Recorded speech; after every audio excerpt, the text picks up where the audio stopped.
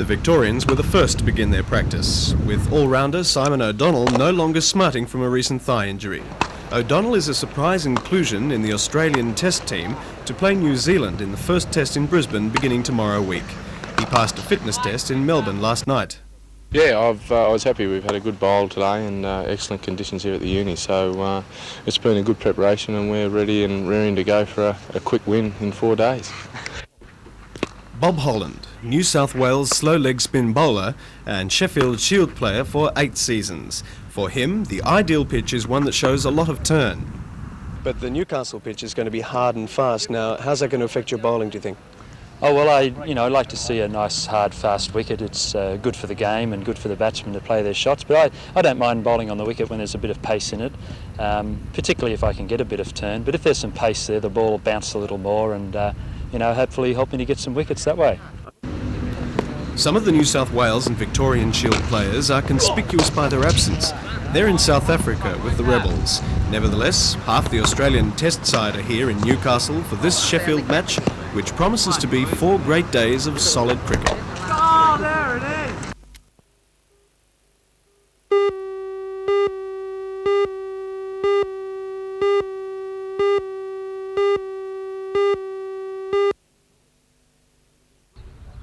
The Victorians began the day chasing New South Wales' first innings total of 232, having lost night watchman Quinn for just 5 runs the evening before. It was Dav Watmore and Dean Jones at the crease, and they punched the score along on what is really a steady batting pitch until Jones was bowled by Stephen Waugh for 19, with the score at 50.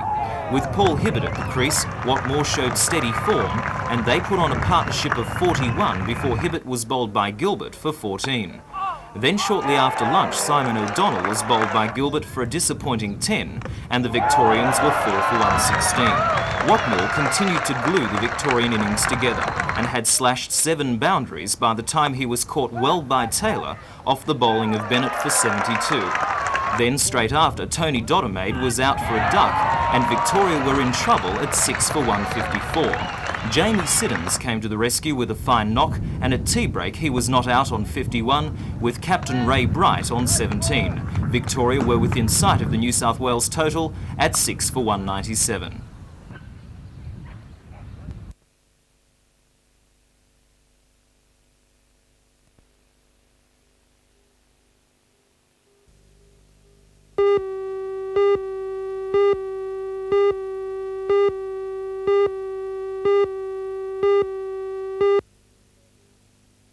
Flemington today.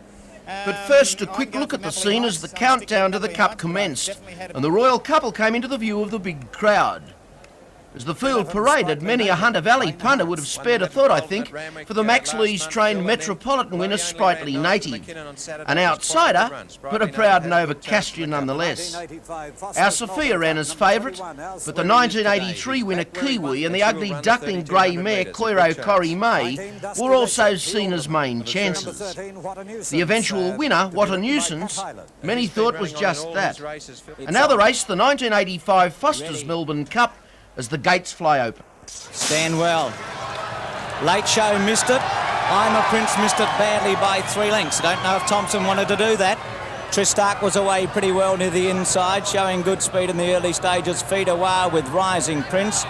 Our boyfriend showing speed. We expected him to with Butternut, Koiro, Corrie May. Black Knight much closer today. Silver Award went to the fence with Under Oath. Further back in the field, Dwanetskill on the inside. Foxhill behind it.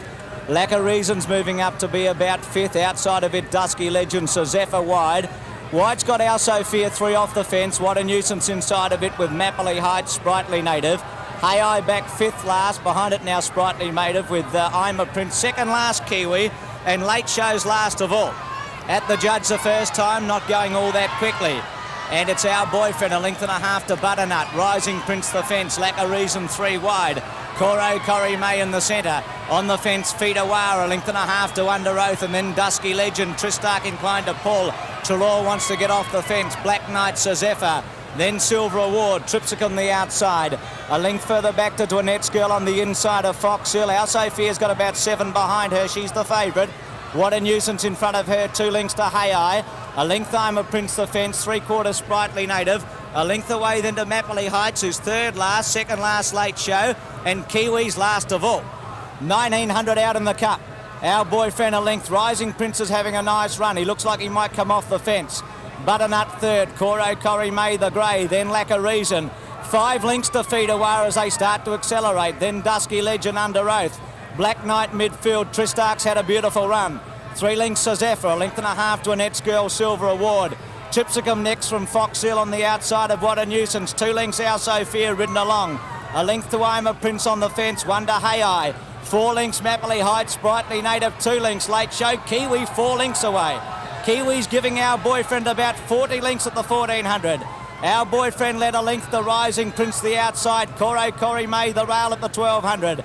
Then Butternut, 3 lengths to Lack of Reason, Feedawar on the fence. 2 lengths under oath, Black Knight being scrubbed up, Dusky Legend. Sir Zephyr outside, Tristark improving, then Silver Award. Dwarnet's Girl further back from Fox Hill, Tripsicum, Our Sophia still with a big job to do. What a Nuisance in front of it, further back on the field, I'm a Prince, Mapley Heights. 2 lengths away, Hey I, Late Show's way out of it, Kiwi still last on the turn.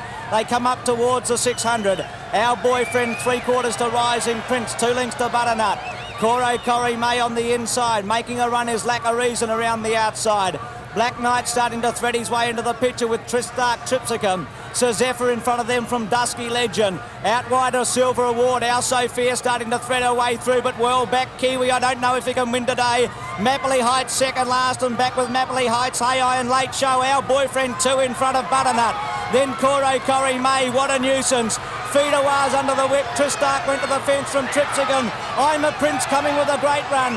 Coro Corrie May's got to this one. Our Boyfriend with Butternut. What a Nuisance. I'm a Prince and Feedawar. What a Nuisance goes to Coro Corrie May. Coro Corrie May and What a Nuisance. What a Nuisance wins the Foster's Melbourne Cup. A nose to Coro Corrie May. Third and flashing up would have been Tripsicum. In that group of horses, Butternut with also Feedawar and I'm a Prince and Tristark. Next time Our Boyfriend, Black Knight, Our Sophia, Silver Award.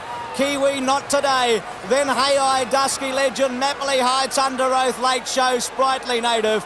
Fox Hill, Lack of Reason, one of the last to Annette's Girl. Rising Prince failed to stay. And Sir Zephyr. It's above the head. And out of the TAB dividends, number 13, What a Nuisance, $9.45 and $2.85 for the place. Number 13, Coro Corrie May returned $1.80. And number 23, Tripsicum returned $9 even. Last, for all you people with sweeps, was number 9, Fox Hill. The Prince of Wales made the presentation to some happy people.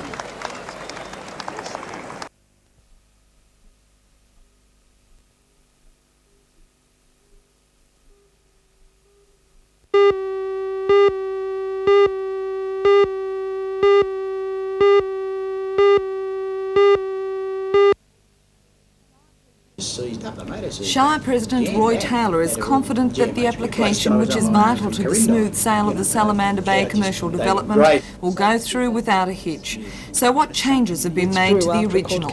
The difference in the development application is that the present application we are only seeking a DA for the actual commercial side of that particular development, the area that will be the actual business area of it.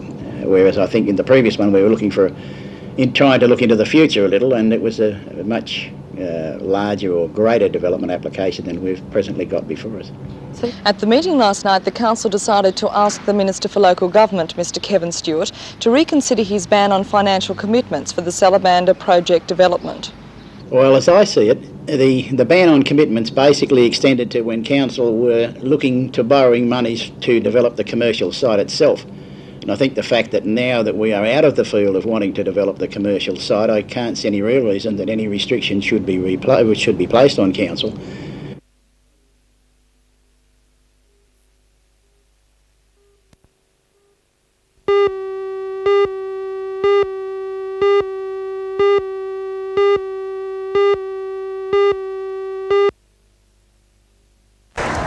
It's all systems go at Carrington Slipways at the moment. A bulk carrier, 4 Urban Transit Authority ferries and 3 tugs are in various stages of production. There's also an order for a cruiser for Sydney Harbour and another major contract is in the pipeline, which will ensure work until September next year. So to continue the good industrial relations of the company, Managing Director Don Laverick took the opportunity this morning to tell the workers about the upswing in orders and the promise of things to come. Confidence is the key word, and Mr Laverick is so sure the winning streak will last that he announced that 45 permanent tradesmen's positions are now available, and the 45 casual employees who were laid off when the company was going through hard times last October are being offered the jobs first. The company is also investing in the state-of-the-art machinery, like this numerically controlled cutting machine, which has improved accuracy by 25%, as well as being 5 times faster than the old cutting method. The Slipways is also spending $500,000 to expand and equip a 3,200 square metre extension to the cutting room. The extension will also include an apprentice training centre with a capacity for 20 novice tradespeople. Mr Laverick says the success is due to excellent workmanship, good industrial relations and a marketing team that is working to prove that Carrington Slipways is the best shipbuilder in Australia. Well, our marketing team have been doing very well in the last few months. They've been on the road now permanently. We did part-time for a long time, but we now have 3 people permanently going and visiting prospective customers, and they have been turning up some very interesting inquiries. So the future's looking bright for Carrington Slipways? It's looking a lot better than it was this time last year, believe me.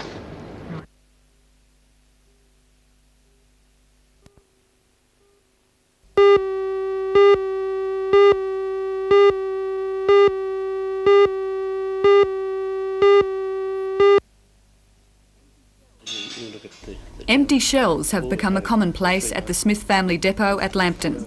According to the Northern Zone manager, Les Slack, donations of food have been slow all year. Now, with Christmas only 7 weeks away, 36,000 tins are needed to meet the normal quota. Well, food is our biggest problem at the moment. We are desperately in need of food. We've been out of it for 3 months now. And how much food do you need? Well, for Christmas we give away approximately 1,000 hampers, and we also have the everyday needs for people in crisis situations. If you don't, the Smith family says it's never been in more desperate need of support. With its freezers as well as cupboards bare, the food that does come in is gone again within 24 hours. The latest drive to remedy the situation has been launched by Boy Scouts in Newcastle and throughout the Hunter region. Every alternate year, Boy Scouts or Girl Guides conduct the food drive. Up until the 19th of November, they'll be letter dropping and door knocking in a bid to meet the tinned food quota in time for Christmas. Thank you. No.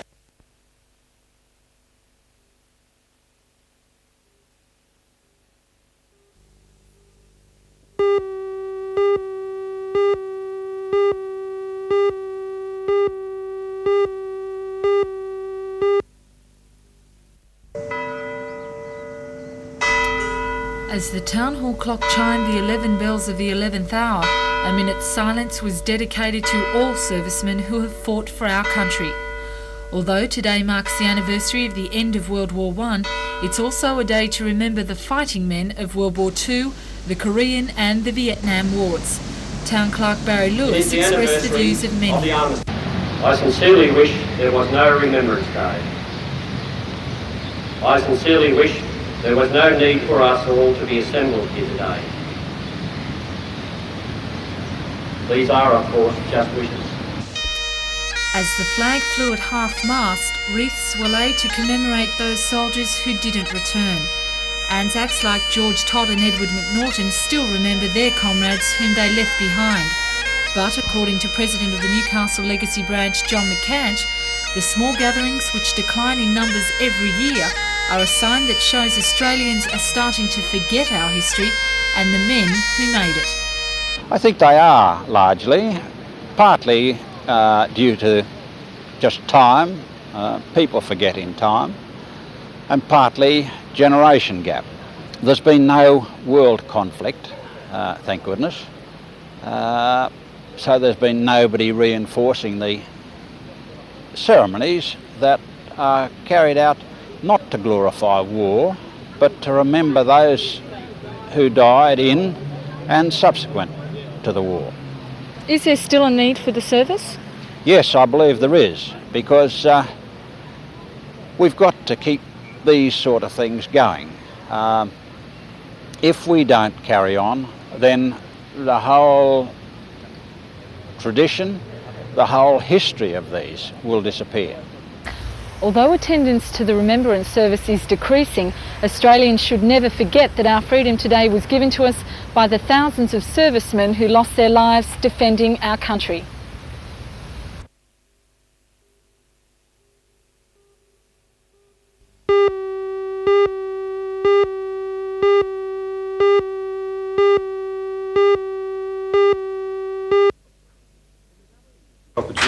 In announcing the committee's recommendation to the state government that Newcastle be the preferred site for the $1 billion contract, Task Force Committee Chairman Charles Curran pinpointed a number of major factors which swung the decision this way. He said Newcastle had the best available site and skilled labour force in the state, as well as the industrial infrastructure, community and business support and tertiary education backup to best handle the construction of the submarines. He also paid particular attention to Newcastle's unique industrial relations infrastructure.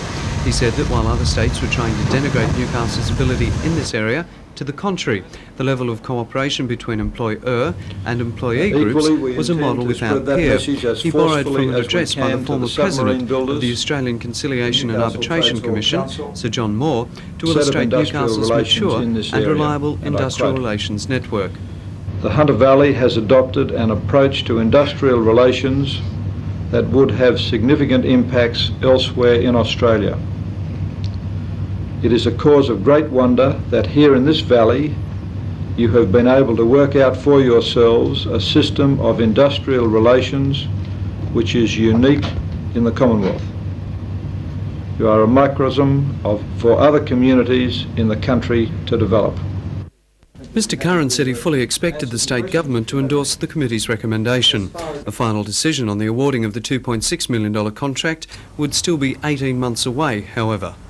That Newcastle has been identified as the preferred site in New South Wales for this $1 billion project does not mean that the city and its people can now rest on their laurels. According to the committee, what's needed within the next 12 months is an unprecedented show to the government and to the overseas consortiums involved of energy, enthusiasm, expertise and competence.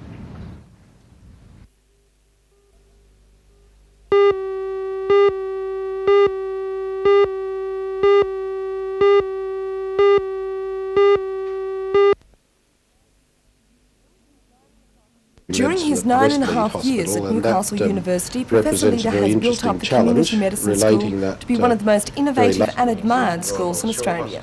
But now he says it's time to change jobs. Well, I've accepted a position at the University of Sydney as Professor of Community Medicine at the Westmead Hospital, and that represents a very interesting challenge, relating that very large hospital to 10% of Australia's population, which is the number of people who live in the Western Metropolitan region of Sydney. So it's a new challenge, basically, and I've been looking forward to that, and I think also that it'll be good for the Faculty of Medicine to get new blood in, and I'm a great believer in the value of changing people in top positions, and so I feel very much at ease about that move. Has the state of the Hunters' health system had anything to do with your decision to leave? No, well, it has, but in a way, a rather unexpected way. I feel much more comfortable and happy about the way things are going now than I did 3 or 4 years ago when we had the NewMed 2 crisis on. It seemed to me very important that people like myself stay and fight. But we've seen a revolution in the Hunters' health system in the last 2 or 3 years. It totally changed administration, a new teaching hospital coming at Rankin Park, and I think a new consciousness. So in many ways I'm going with a sense of relaxation about that. I don't think for a minute that the battles are all over, but we're on the right track. Professor Leader says he'll continue to live in Newcastle and commute to Sydney. He'll also be spending at least one day a week at Newcastle University over the next few years to complete research projects.